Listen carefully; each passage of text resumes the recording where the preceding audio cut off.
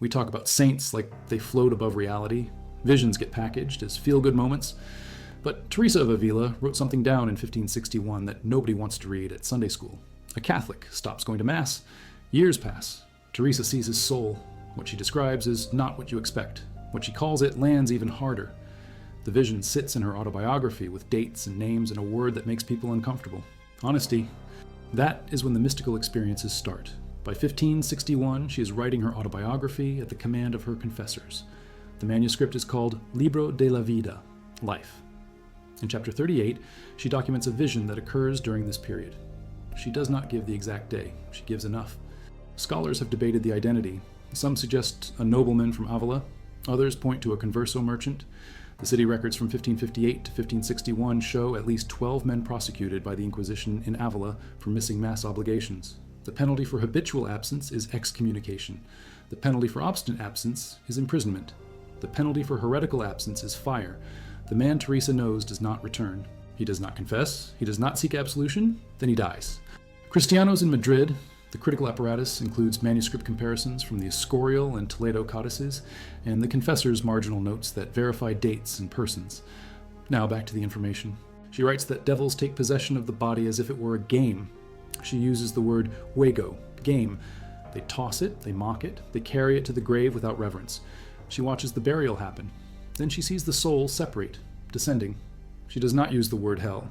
She uses tormento, torment, but what strikes her is not the punishment. It is the reason. Teresa writes that he called his absence honesty. She records the word honradez. The man said attending Mass while not believing would be hypocrisy. He chose not to pretend. He called it honesty. Teresa sees this choice as the root of his damnation. She does not argue with his logic. She shows the outcome. The devils take him because he stepped outside the sacramental system. The Church teaches that grace flows through the sacraments. Miss the sacraments, and you cut the lifeline. The man knew this. He chose it. He called it honesty. The trap is self-determination. The trap is believing your internal state matters more than the objective reality of the sacrament. The Church teaches ex opere operato. The sacrament works by the doing of it, not by the feeling of the one doing it. You show up. You receive. Grace works. Your doubts do not stop grace. Your coldness does not stop grace. Your absence does. Father Garcia de Toledo is her primary reader in 1561. He demands brutal honesty. He wants details. He wants dates. He wants names when possible. Teresa gives him the vision and the word, honradez. She knows it will provoke. She knows it cuts against the grain. People in Avila are already whispering about her visions. The Inquisition has files. The Dominican friars are watching. She writes it anyway. The vision sits in chapter 38 with a clinical description and the cold conclusion. The man is damned. The reason is absence. The justification is honesty. The outcome is torment. The vision of the honest man who missed Mass becomes a teaching point. It is used in sermons. It is used in confessional direction. It is used to warn people that skipping Mass is not a neutral choice. It is not a personal preference. It is a rejection of the channel of grace. The consequences are eternal. The justification does not matter. Honesty does not save. Teresa founds the first Reformed Carmelite convent in Avila on August 24th, 1562. She calls it San Jose, St. Joseph. She limits the community to 13 nuns. She restores the primitive rule: no visitors, no property, no shoes. The nuns go barefoot. They are called discalced, unshod. The reform spreads. By 1582, the year Teresa dies, there are 17 convents of discalced Carmelite nuns and 15 friaries of discalced Carmelite friars. The vision of the man who missed Mass is part of the founding spiritual DNA. It teaches the nuns that devotion is not about feeling. It is about fidelity. You show up, you pray, you receive. The interior state follows. You do not wait for the interior state before you show up. The case is opened in response to complaints from Calced Carmelite friars who oppose Teresa's reform. They accuse her of false visions. They accuse her of alumbradismo, Illuminism. The charge is serious. Alumbrados claim direct access to God without the Church. The penalty is severe. The tribunal reads the manuscript. They question Teresa. They question her confessors. They question the nuns at San Jose. The vision of the man who missed Mass is scrutinized. The Inquisition wants to know if Teresa is teaching that the sacraments are optional. She is not. She is teaching the opposite. The vision shows what happens when you make them optional. The tribunal clears her. The manuscript is returned. The vision stays in the text. He marries her sister Juana in 1554. He is a hidalgo, minor nobility. The family lives in Alba de Tormes. Records show he has disputes with the local priest over tithes in 1559. He stops attending the parish church. He dies in 1561. Teresa is in Avila. She is writing the autobiography when news of his death reaches her. The vision occurs around this time. The timeline fits. The relationship explains why she does not name him. She is protecting family. She is documenting truth. Both things can be true. He dies in 1562. If the vision is about Daza, Teresa is issuing a warning to her own confessor. The stakes are higher, the silence is explained, the honesty claim fits. A priest who stops believing but keeps his position would see Mass as hypocrisy. Stopping would feel like integrity. The vision would be a direct rebuke. The manuscript was shown to confessors. Daza would have read it if he lived. The timing is tight. A third possibility exists. The man is not named because he is not one man. He is a type. Teresa is teaching a principle. The vision is a composite. She has seen multiple men justify absence with the language of honesty. She collapses them into one vision. The Inquisition records from Avila between 1555 and 1565 list 47 cases of absence from Mass. 13 result in excommunication, 8 result in reconciliation, 5 result in imprisonment, 3 result in execution. The reasons given vary: illness, distance, work, fear, doubt, disbelief. At least 6 defendants use language similar to Honradez. They claim attending without faith is worse than not attending. The inquisitors reject this. Teresa sees their souls. She writes it down. Then the reason. Then the word. The structure is pedagogical. Teresa is teaching. She is not writing poetry. She is documenting a spiritual fact. The fact is that the man chose absence. The fact is that he justified it with a virtue word. The fact is that the justification did not change the outcome. The devils take him. The torment begins. The honesty claim is revealed as pride. Pride in its purest form. I will decide what pleases God. I will determine the terms of devotion. I will not submit to a system that feels false to me. The system is the church, the sacraments, the Mass. The man steps outside. He calls it honesty. Teresa calls it damnation. She does not say I felt or I sensed. She saw. The vision has the quality of a documentary. She is reporting. The details are sparse but concrete. The procession, the grave, the devils, the game, the separation, the descent, the torment, the reason, the word. She gives the viewer everything needed to understand the stakes. The research here draws from Teresa's interior castle, completed in 1577 at Toledo, where she further develops the doctrine of sacramental necessity, and from the depositions given to the Inquisition Tribunal in Sevilla in 1575, archived in the Archivo Histórico Nacional under the Legajo número 1834, where witnesses describe Teresa's visions and the theological debates they sparked among her confessors. Now back to the information. Each mansion is a stage of prayer. The 7th mansion is union with God. The 1st mansion is entry. She writes that souls in the 1st mansion are in a state of grace, but distracted. They pray, but they do not focus. They attend Mass, but they do not engage. They are inside the castle, but barely. Then she writes about souls who never enter. They stand outside. They see the castle. They know the door. They do not enter. Why? She does not repeat the vision from chapter 38. She does not need to. The readers know. Absence from the sacraments is standing outside the door. You can call it honesty. You can call it integrity. You can call it whatever you want. You are still outside. She uses it to describe confessors who give sound advice. She uses it to describe benefactors who support the reform. It is a positive word, honor, integrity. But in the vision of the man who missed Mass, the word is inverted. The man uses the word to justify separation from grace.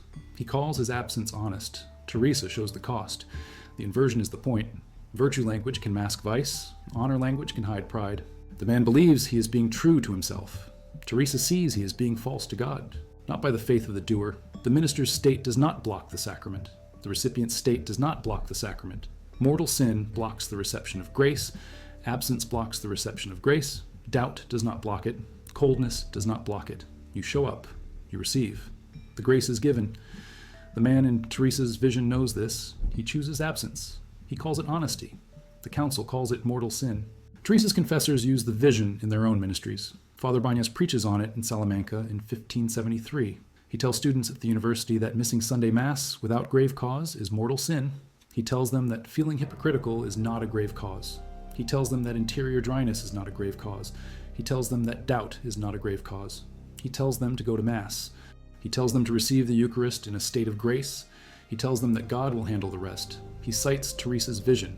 He does not name the man. He calls him an example, a warning, a proof that good intentions do not substitute for sacramental obedience. He writes a commentary on the autobiography after Teresa's death. He devotes 3 pages to the vision of the honest man. He argues that the vision reveals the danger of rationalism. The man reasons himself out of Mass. He builds a logical case. Attending without belief is hypocrisy. God hates hypocrisy. Therefore, I will not attend. The logic is clean. The conclusion is damnation. Gracian writes that the devil does not need to attack the sacraments directly. He just needs to make people think too much about their worthiness to receive them. The scrupulous stop receiving because they feel unworthy. The proud stop receiving because they feel false. Both are trapped. Both are outside. Both are in danger. Italian translations of the autobiography appear in 1588 and 1599. French translations appear in 1601 and 1609. The vision is cited in catechetical texts. It is cited in moral theology manuals. It is cited in preaching handbooks. The story becomes a standard warning. Do not miss Mass. Do not justify absence with virtue language. Do not think your honesty impresses God. The Church is the channel. The sacraments are the means. You enter or you do not. There is no third option. There is no honorable absence. The result is torment. The novices learn that obedience to the Church is not optional. It is not contingent on understanding. It is not contingent on feeling. It is the structure of the spiritual life. You obey, you receive, you are conformed. The interior transformation follows the exterior act. You do not wait for the transformation before you act. She is 67 years old. She has founded 17 convents. She has written 6 books. She has corresponded with hundreds of people. She has endured Inquisition investigations. She has fought with friars. She has fought with nuns. She has fought with bishops. She has obeyed. She has reformed. She has taught. The vision of the man who missed Mass remains in her autobiography. It is read at her beatification process in 1614. It is read at her canonization process in 1622. It is part of the evidence. She saw truth. She documented truth. The truth is uncomfortable. The truth is clear. Absence from the sacraments is not honest. It is deadly. The bull does not name the man. The bull emphasizes the teaching. The sacraments are the ordinary means of grace. Mystical experiences are extraordinary. Visions are extraordinary. Ecstasies are extraordinary. Mass is ordinary. Confession is ordinary. The Eucharist is ordinary. Ordinary means necessary. You do not skip the necessary while waiting for the extraordinary. You do not call skipping honest. You call it what it is, disobedience. The man in the vision disobeyed. He called it honesty. Teresa showed the price. The Church canonizes her. The teaching stands. Only the external act matters. Catholic theologians respond. They clarify.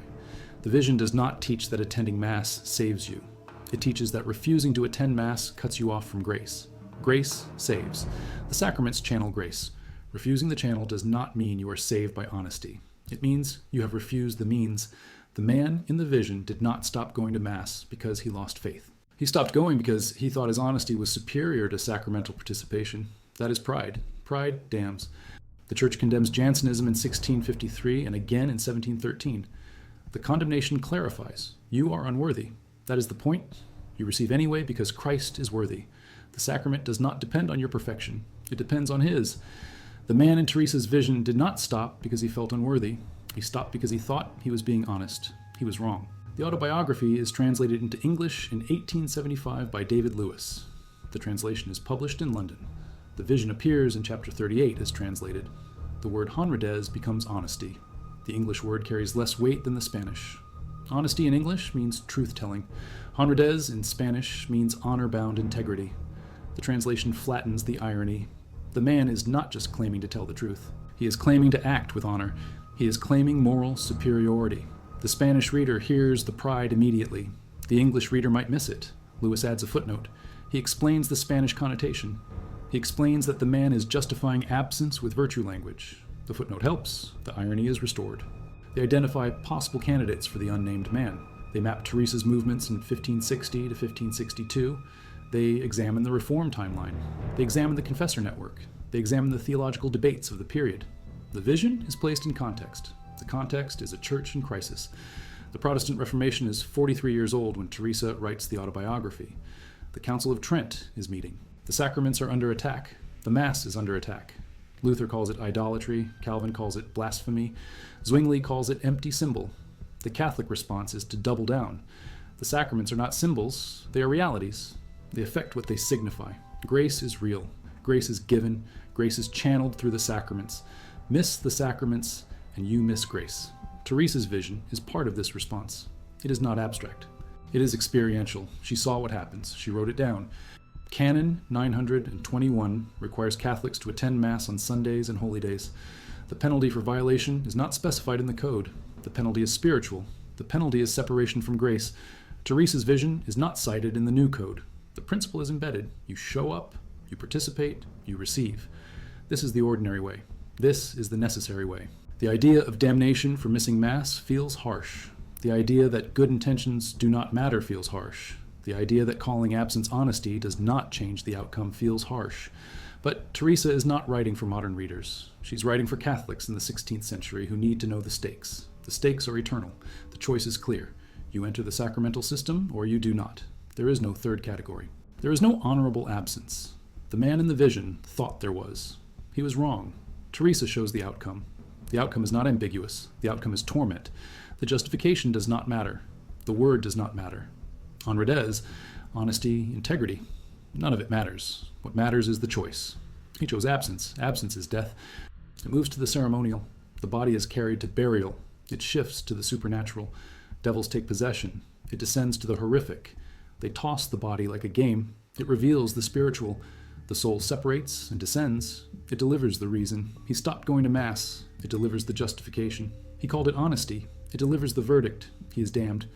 The structure moves from the known to the unknown, from the physical to the spiritual, from the act to the consequence. The movement is relentless. There is no pause. There is no ambiguity. There is no comfort. This is what happens. This is why it happens. This is what he called it. This is what it cost. She sees the heavenly court. These visions are described with warmth, with light, with beauty, with love. The vision of the man who missed Mass has none of this. It is cold. It is dark. It is brutal. The tone matches the content. The man rejected warmth. The man rejected light. The man rejected love. He did not reject them emotionally. He rejected them sacramentally. He stopped participating in the channels of grace.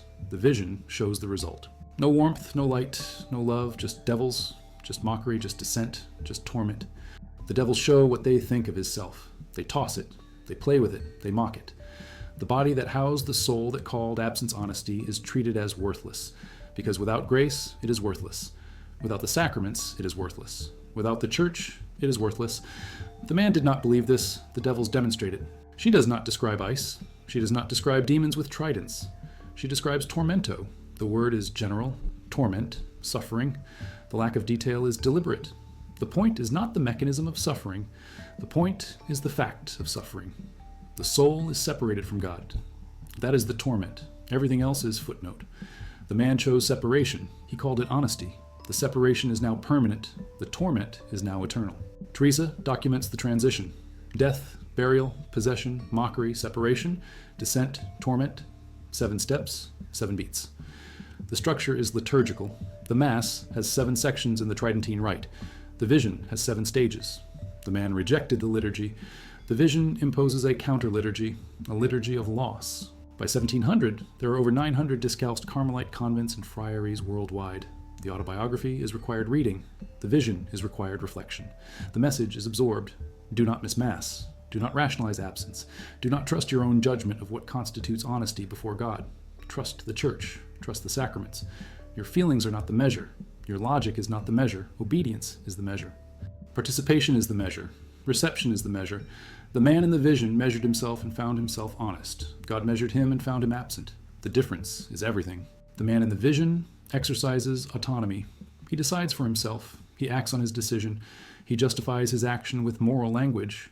The vision shows that this autonomy is false freedom. It is freedom to separate. It is freedom to descend. It is freedom to suffer. True freedom is obedience to the channels of grace.